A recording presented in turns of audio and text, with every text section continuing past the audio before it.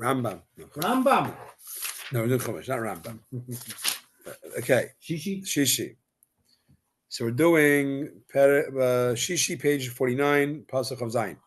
27. If an individual from among the common people sins,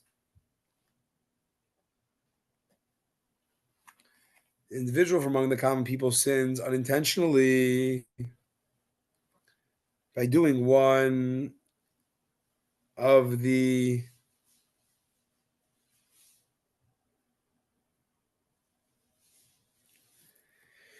if an individual from among the common people sins unintentionally,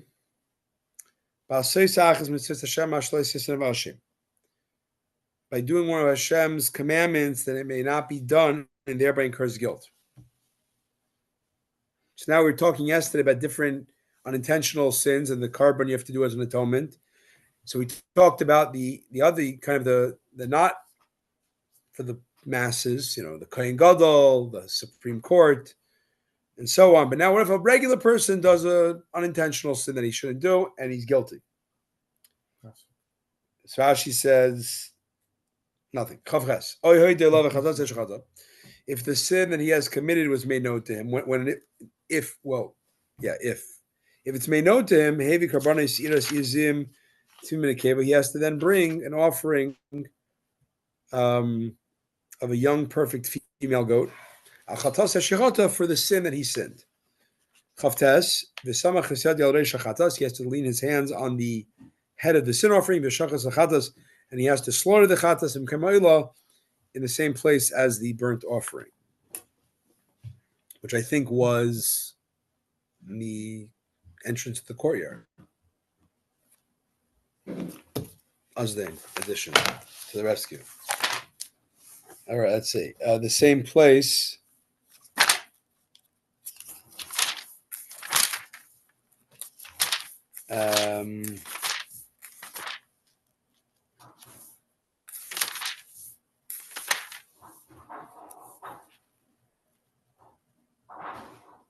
Entrance in. Okay. Lamed. The priest shall then take some of its blood with his finger. He has to then apply it to the corners, the turrets, protrusions of the corners of the altar. And all the rest of the blood he pours to the base of the altar. He shall remove all its fat in the same way. He shall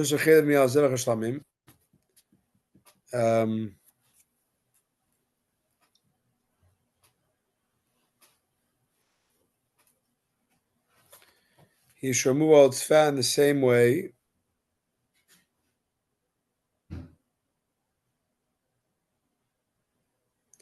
As the fat was removed from the peace sacrifice. And the priest shall burn up on the altar to be a pleasing aroma for Hashem. And then the priest will make atonement for him and he will be forgiven. Going back to the actual sin itself, what's a good example of what we're talking about? That you have someone eats not kosher by mistake. So you move the fat the same way, he burns it up. Okay. Lamed Aleph, just like the fat was removed from the peace sacrifice, like the designated parts of the goat that are mentioned among the peace offerings. All right. Lamed Beis. He brings a sheep as a sin offering. Nekeva Tamima Yiviana, he shall bring a perfect female animal as offering. Lamed Gimel. He shall rest his hand on the head. So that's he can bring a female sheep as well. Now the person who brings that offering has to do the actual slaughtering. He doesn't rely on the Kohen to do it for him. I think it's possible that you're right. I mean, the effect on that, it has to have some effect on the person himself. I think he doesn't have to do it. He could do it. He doesn't have to. It's not a must. Why would he not have to do it? Because It not everyone says knows he does it. every Jew. Do you know how to slaughter animals according to Jewish law? I don't. No, but Not I'd everyone have knows to learn. how. I could learn. I'm smart enough to You're learn. saying everybody's going to have to learn before they Yeah, bring a sin offering? exactly. No, That's no, going to have to happen. no. That's what Not was that. intended here. Who was intended for this? Just the Levites? Again, they're the career temple carbon service people. Do they work for you and help you with the slaughtering? Sure, 100%. They could be your proxy, 100%. They're your proxy for most of it. You're not allowed to do But most I of this. think you have to be present and watch it. Yeah. You're present. Yeah. That's true. Yeah. I mean, I heard a friend of mine told me that he couldn't eat meat once he witnessed it once for Right. cattle, and he never could eat meat for the next year. It does something to you to watch that. Yep. Something quite profound. Yeah. Mm-hmm. Just Yep. to Okay. avoid, I would not sin anymore. Well, that's part of the goal. Yeah, this is exactly part of the goal. You should kind of, not want to Just do to this again. avoid that situation. Yeah, exactly. No, for real. So if you take a female sheep, you have to lean your hand on it. You have to slaughter it as a sin offering. Same place of the slaughtering of the burnt offering. Rashi you have to slaughter it with intention. Again, we talk about intention in Tanya today. So you hear a little cross section, intersection. Today we say when you slaughter an animal, you have to have intention that this is for this particular offering. Can't be a generic intention. Lamed Dalid, you should take the kohen shall take from the blood of the sin offering with his finger, and put it on the turrets of the sacrificial altar. It's called Dami Yishprech, and all the rest of the blood poured to the base. You remove all its fat in the same way as the fat of the sheep of the peace offering was removed. The kohen burns it up on the altar. Alish Hashem on the fires of God. The fire is for God. And the kohen will make atonement for the sinner, for the sin that he sinned, and he'll be forgiven. Rashi, in the same way as was removed the fat of the sheep, the designated parts of which was brought as a peace offering are augmented by the addition of the tail. That's what the sheep had in addition to the other animals. So to the chatas, you burn up.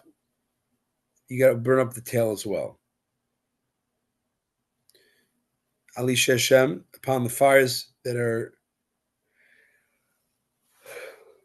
upon the altar fires, Al Maduras Eish, the pyres, the fires and the pyres that are made for Hashem.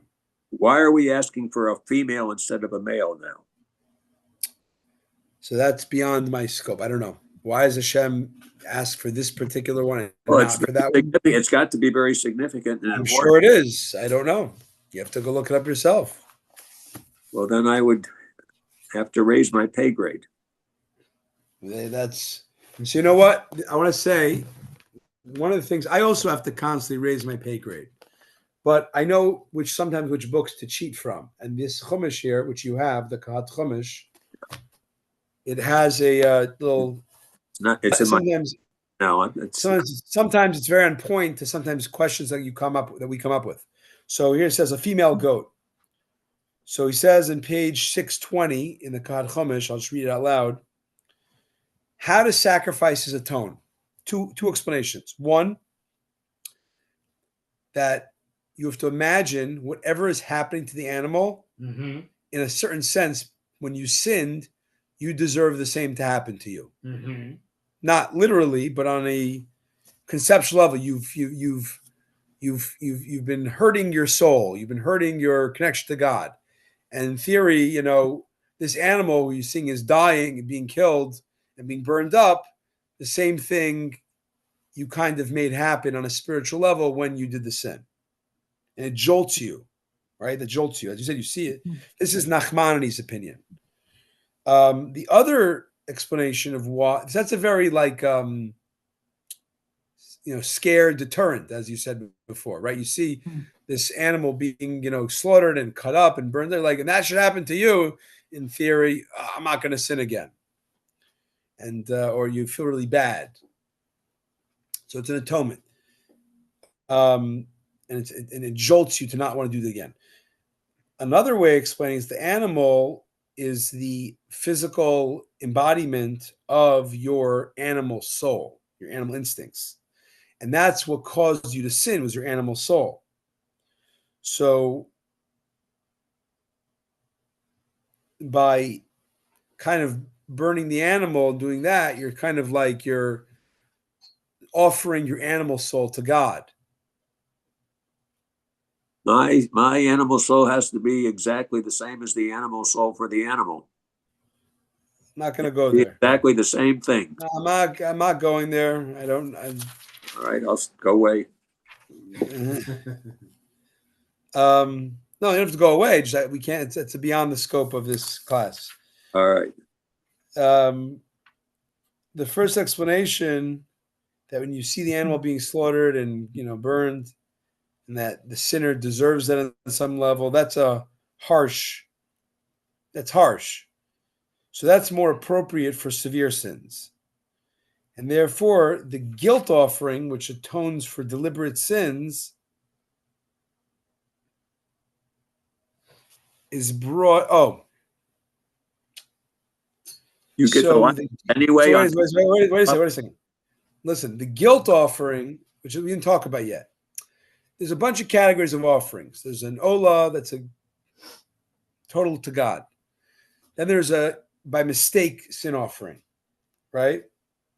The chatas, the mistake, the unintentional sin. Then there's certain sins for intentional, sacrifices for intentional sins. They're called carbon asham, which are more severe. So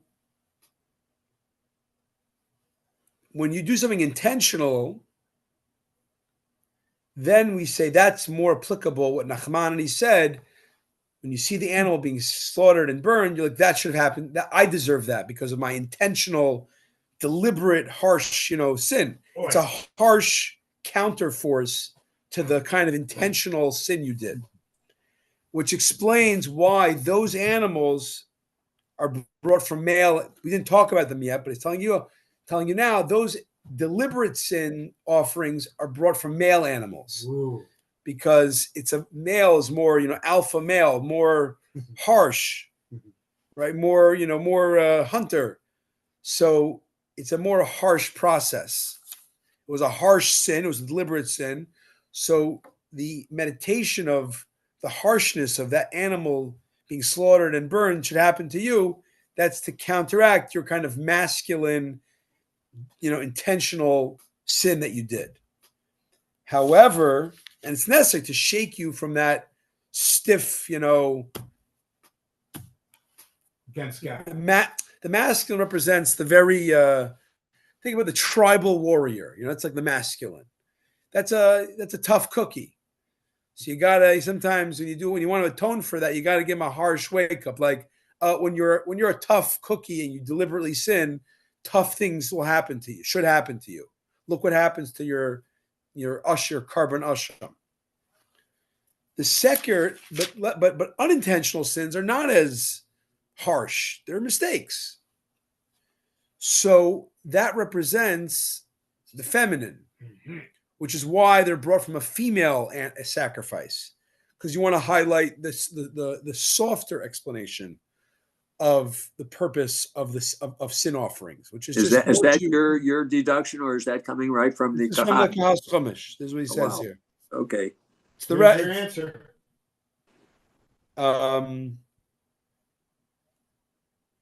So when we feel estranged from God and we seek to draw closer, we need to evaluate the cause of our estrangement. You have to know how you got to this, this kind of lonely, disconnected from God place. Was it, because of angry, deliberate, harsh intention, or was it more just clueless stuff, So you have to know what brought you to this moment. And then the Torah gives a toolkit of different mechanisms to bring you closer. This is a very, very interesting idea, I must say. Um,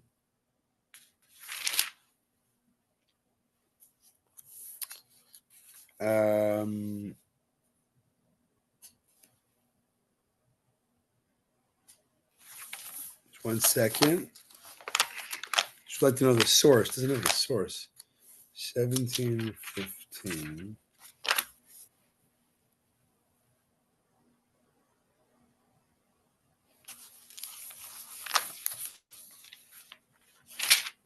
I'm not sure what it's talking about. I think it's a mistake.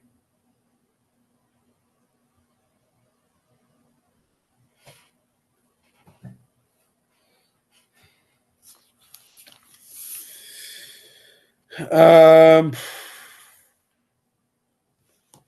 play the newer Chumash might have it better. Which one? No, it's this. I feel they have it. I feel What's a mistake?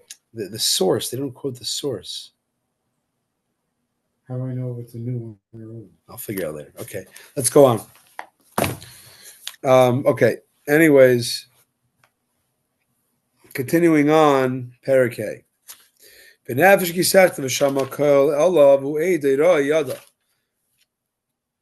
If a person sins by hearing the call for him to give evidence, to testify in court, and he sins by a solemn oath in a manner where he was a witness because he either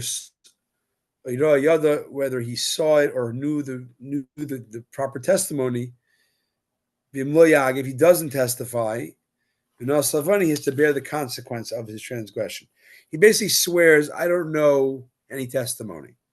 Rashi Aleph, he hears the voice, the call of a solemn oath, in a matter that he is a witness, direct witness of, where one of the litigants, calls him to the stand by oath. Do you know testimony about this matter or not? And he says, no, I don't. And he's lying. Beis, that's one type of sin. Beis. Or a person who touches anything that is ritually impure. Whether it's the carcass of an impure wild animal,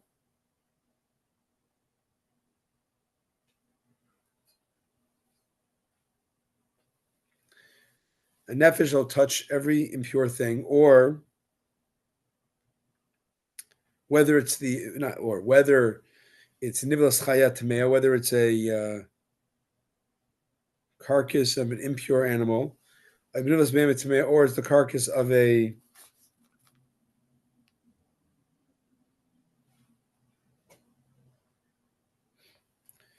the carcass of an impure domestic animal, or it's a reptile, whatever. He forgot that he's impure, and then he got guilty by eating or profaning holy things when he was in a state of impurity. Rashi, a person who touches, and after he's impure, he then either eats holy food or he enters the temple area, which is a sin that if you did it on purpose, you entered to eat sacrificial stuff or holy stuff, or you go to the temple in a state of impurity. The punishment for deliberate sinning that way would be kares. So when it's kares, the unintentional, when you do it by mistake, you have to bring a carbon chatas. Male and female, right? No, man will say he later forgets that he's impure, but also gets guilty by eating or entering the temple. Gimel.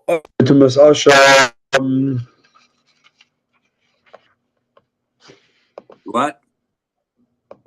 We lost you. Yeah, but I should be back. Okay, here. For some reason the camera switches in the middle. Anyways, okay. Gimel. Oy ki gabe tumas al adam. Hold on a moment.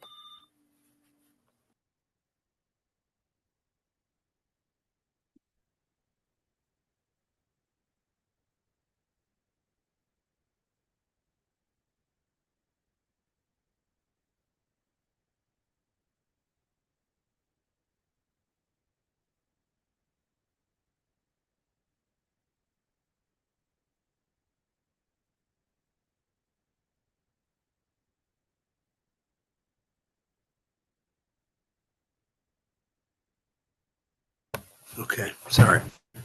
Okay, Gimel. Or another case, he touches human impurity. Whatever impurity that he becomes impure by. Benelam, and he forgets about it. He didn't know. I'm sorry. He forgot about it and realized later that he forgot about it, and he was incurred guilt by doing something that he shouldn't have, like eating holy, sacrificial food in that state. So Rashi says, I skipped actually base. In elemental, he forgets, and I did that. Tumas Adam, he becomes impure by a human impurity. L'chol tumasai, whichever impurity. This includes the impurity of touching a zav or a zava, certain type of impurity, whatever. Shouldn't this include? And it's a lot of repetition. Some kind of an emission from the body. It doesn't have to right. be So, right. It's just whatever it is that makes but it include it though.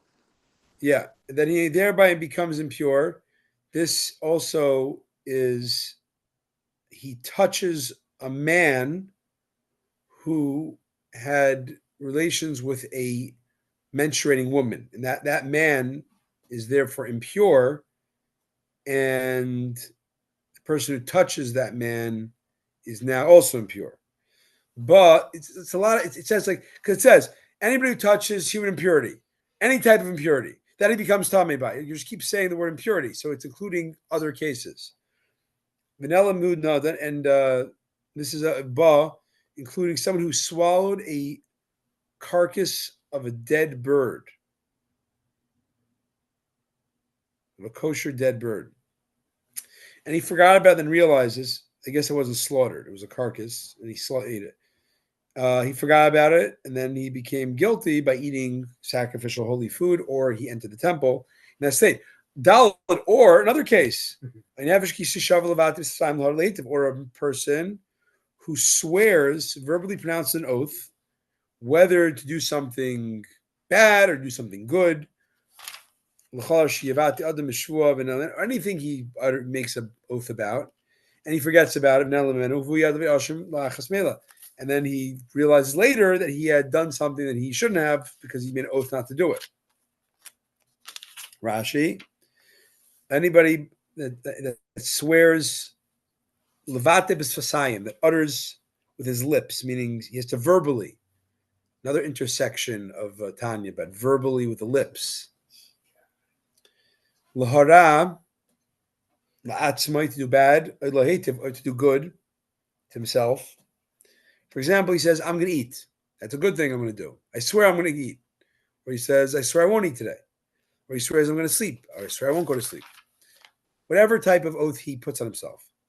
Why an oath in the first place? We'll come back to that though. What? Why would someone take an oath in the first place? Put a noose around his neck for no reason at all. So it says, when it talks about oaths later, let's say someone is a compulsive, eater, right? Yeah. It's bad for them. It's bad for them physically. It's bad for them, mentally. It's bad for them morally, spiritually, right? Yeah. So they make an oath. You're really trying to make like a hard line. I swear, like I will have to bring a sin, like what I'm saying. You're basically upping the stakes. You're saying I will not eat today by oath, which is a huge sin if you break the oath. So it's kind of like it's not recommended to make oaths. If a person felt they needed a certain safeguard, then they do that. That's one reason why someone would do that. L'chol shivate, whatever a man may pronounce. This includes things he swore in the back. He swore things in the past. And he later forgets about it. And he consequently violated his oath. All these cases are liable to bring an offering. So all those four cases, not going, swearing against testimony, violating your own oath, being impure and eating something holy, all those things warrant a special type of carbon called carbon oil v'yerid, which is an offering of higher or lower value. Where do you see that written down in the Hebrew? Rashi. Carbon, oh, what is it? It says Rashi. Look at Rashi. In Elamenu, he forgets about it and he violates his oath. All of these cases are liable to bring an offering of higher or lower value. What it means is there's a sliding scale of how much you have to pay here, depending on your financial situation. But a shvuah that has a denial of money is not a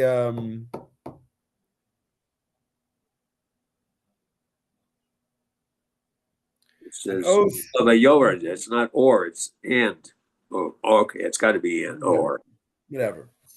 But if a person lies about money that he stole or owes, that's not a carbon. That brings another type of carbon called an asham. It's a separate category later. All right. Hey. He was guilty of all the previous mentioned cases, and he confesses what he had sinned. He shall bring his guilt offering before Hashem. That he sinned. The cave not saying kisva isiris izim machatas. A female. He brings his guilt offering before Hashem for the sin he committed. A female from flocks. So kisva, a female sheep, exorcism, or a female goat, chaz a sin offering, v'chibra love a kohen kemechatase, and the kohen atones for him from a sin. Zion, if he's poor, he cannot afford a sheep or a goat. He brings his guilt offering for his sin from shtei tayrim and shtei v'niyena, 2 turtle doves or 2 young common doves. Hashem for Hashem, echad l'chatas ve'echad lo'ilah.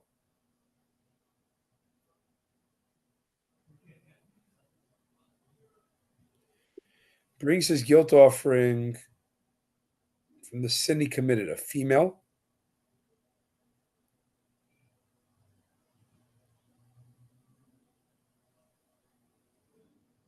I'm trying to understand him.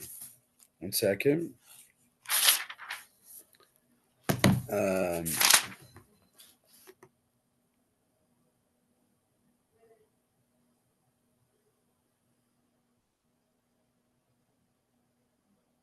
Okay. So it sounds like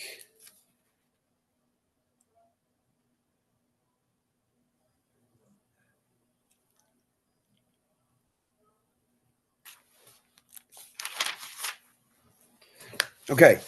If he can't afford, he brings 2 turtle doves and 2 young common doves. One is a sin offering, one is a burnt offering. Okay. Next. He then brings up to the priest, and the priest shall offer up the one of the sin offering first. And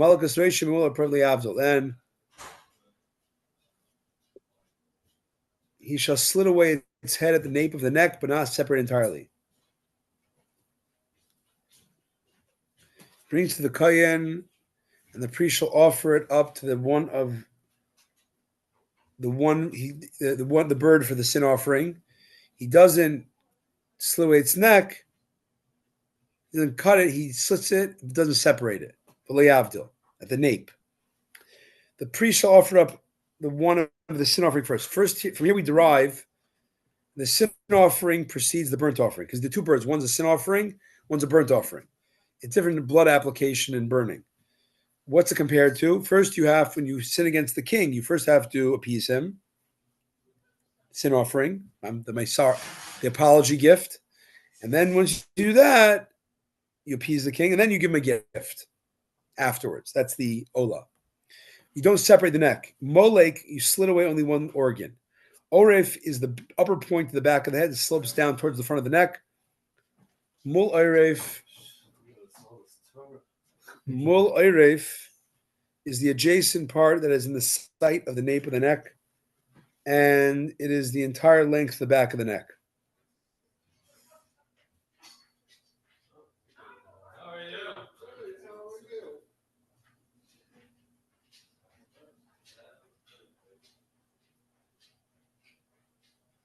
Yeah. The part that is in the sight of the nape of the neck is the entire length of the back of the neck. Okay, that's just where you do it.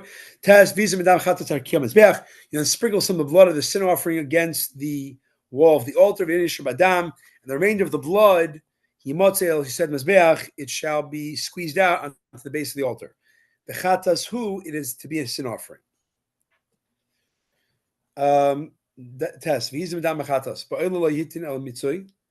He shall sprinkle some of the blood of the sin offering. In the case of a burnt offering, the Torah requires only squeezing out the blood. Sprinkle some of the blood on the wall, and the remainder squeezed on the base. It's a bird. It's not so much blood.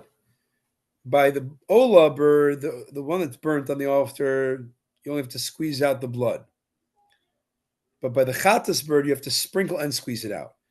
It means you hold the neck, and it spurts out some blood, and the blood spurts as far as the altar.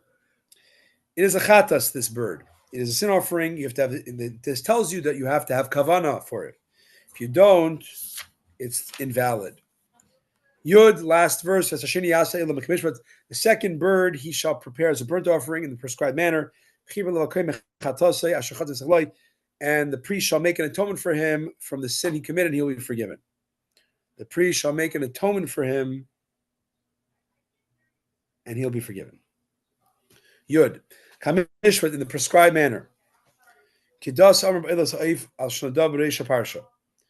the prescribed manner, according to the law stated regarding the free will burnt offering of birds at the beginning of the parsha. Because for those of us that did the first day's Chumash, and those have to catch up to be nameless. That's it talks about how you bring a bird as an